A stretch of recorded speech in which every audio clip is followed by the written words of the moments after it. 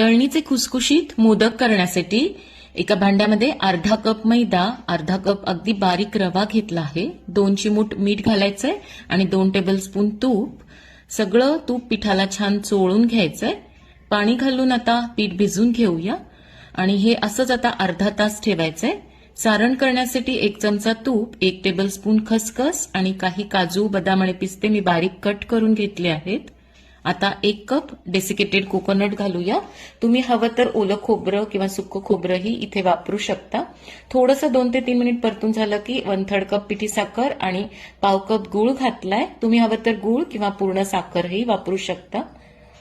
नंतर मी 2 ते 3 टेबलस्पून घरच्या दुधावरची साय घातली, 1 चमचा वेलची पूड आणि पाव चमचा जायफळ पूड घातली आहे.